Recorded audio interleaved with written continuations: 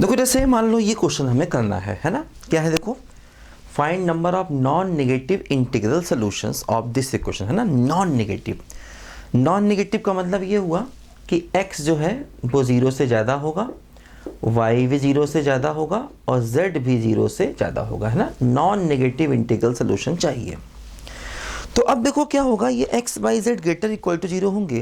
देखो ये 3x है तो इसको हमें करना पड़ेगा, देखो 24 चाहिए, एक्स क्यूब की पावर 0, एक्स क्यूब की पावर 1, एक्स क्यूब की पावर 2, एक्स क्यूब की पावर 3 से लेकर के एक्स क्यूब की पावर 8 तक जाना होगा, है ना। क्योंकि देखो ये 3x है, y अकेला है तो x की पावर 0, x की पावर 1 से x की पावर 24 तक जाना पड़ेगा।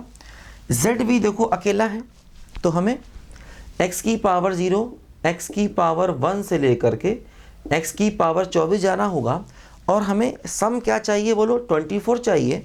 तो हमें इस पूरे में चाहिए होगा कोफिशिएंट ऑफ x की पावर 24। इस पूरे में हमें x की पावर 4 का कोफिशिएंट चाहिए होगा। एक तरीका क्वेश्चन करने का ये है, जैसे अभी हमने पिछला क्वेश्चन किया था उसमें 2x था 3y था, तो 2x था तो x स्क्वायर की पावर 2, x स्क्वायर की पावर 3 लिया था। 3x है तो x क्यूब की पावर 0, है ना, क्योंकि ग्रेटर इक्वल टू 0 है तो पावर 0 पावर 1, है ना, x क्यूब सब में, है ना। तो जो कोफिशिएंट होता है उतनी ही पावर सब में लेके चलते हैं। जैसे यहाँ पर 3x है तो x क्यूब की पावर 0, 0 क्यों, क्योंकि देखो x ग्रेटर इक्वल टू 0 है और y भी ग्रेटर इक्वल टू 0 है, z भी ग्रेटर इक्वल टू 0 है। पिछले वाले क्वेश्चन में ग्रेटर इक्वल टू 1 था इसलिए पावर 1 से लेकर चले थे, ध्यान दो, ठीक है। एक तरीका क्वेश्चन करने का ये है जिससे क्वेश्चन टफ होगा। देखो इसी क्वेश्चन को करने का एक तरीका देखो यहाँ पर ये है कि जैसे मान लो हम यहाँ पर ऐसा करें कि फॉर एग्जाम्पल x की जगह पर k ले लें, लेट, तो क्या होगा y प्लस जेड बराबर 24 माइनस 3k, इसको हमने k मान लिया। अब देखो ध्यान दो, y और z पॉजिटिव हैं, इसका मतलब ये टर्म भी पॉजिटिव होना चाहिए, क्योंकि y और z पॉजिटिव है तो उनका समेशन भी पॉजिटिव होगा। तो यहाँ से मिलेगा 24 ग्रेटर इक्वल टू 3k, यानी k लेसर इक्वल टू 8, देखो यहाँ से मिल जाएगा k लेसर इक्वल टू 8। तो मतलब k की वैल्यू जो है वो 8 से लेस होनी चाहिए, है ना। और ऑब्वियस है k क्या है, x, तो x ग्रेटर इक्वल टू 0 था, ये भी ध्यान दो, है ना। और वैसे भी आप देखो ना 3x, तो x 0 से 8 तक ही हो सकता है क्योंकि यहाँ पर सम 24 लाना है ना, इसीलिए। वैसे भी यहीं से दिख रहा है जो x है हमारा वो 0 से लेकर के 8 तक हो सकता है ना, क्योंकि 8 रखेंगे तो 24 बन जाएगा, ठीक है। तो x ही k है तो k भी 0 से 8 तक आ गया, बात बराबर है। देखो अब जैसे इसके अगर हम इंटीग्रल सॉल्यूशन निकालें तो क्या होगा, देखो n प्लस r यानी 2 माइनस 1 c r माइनस, है ना।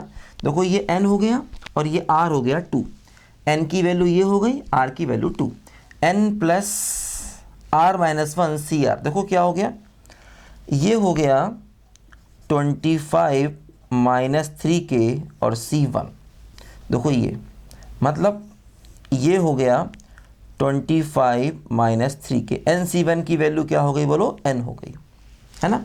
तो ये इसके नंबर ऑफ सॉल्यूशंस हो गए। लेकिन देखो ध्यान दो, अब इसमें k कहाँ से कहाँ तक जा सकता है, जैसे k 0 हो सकता है तो k को 0 ले लो, तो 25 माइनस 3 इंटू 0, है ना, तो सबको 0 हो गया, प्लस k को 1 ले लो तो 25 माइनस 3 इंटू 1, है ना, प्लस k को 2 ले लो तो 25 माइनस 3 इंटू 2 से लेकर कहाँ तक जाएगा बोलो, है ना, k को 8 ले लो तो 25 माइनस 3 इंटू 8। अब देखो ये 25 सारे एक तरफ ऐड कर लो, है ना, और देखो माइनस कॉमन लेके ये हो गया 3, फिर ये हो गया 6, फिर आगे 9 आएगा, फिर कितना होगा बोलो 24, है ना। अब देखो टर्म कितने हैं, k कहाँ से कहाँ जा रहा था, 0 से 8 तक जा रहा था, मतलब ये 9 टर्म्स हैं, k 0 से 8 तक जा रहा है तो 9 टर्म्स, तो 25 इंटू 9 ये हो गया, और माइनस देखो इनमें इन टर्म्स को ऐड करो और देखो ये टर्म कितने हैं, ये एक्चुअली 8 टर्म है, तो 8 टर्म को ऐड करो, ये AP है, या एक काम करो 3 कॉमन ले लोगे तो 1 + 2 + 3 से लेकर 8 तक बन जाएगा अपने आप ही। देखो 25 × 9 मतलब हो गया, देखो ये 225 और -3, 1 से लेकर 8 तक का सम क्या होगा, 8 × 9/2 है ना, n × n + 1/2, 1 से लेकर n तक का सम क्या होता है, n × n + 1/2, तो 1 से लेकर के 8 तक का सम क्या हो गया, 8 × 9/2। देखो ये हो गया 225 और -2 से काटेंगे 4 आएगा, है ना, 108 आ जाएगा, 108। तो देखो क्या होगा, यहाँ से हमारा जो फाइनल आंसर आ जाएगा ये 117 आ जाएगा। यही हमारे क्वेश्चन का फाइनल आंसर है, 117, है ना। तो इस मेथड से क्वेश्चन ज़्यादा आसान पड़ेगा अगर एक का कोफिशिएंट ज़्यादा है।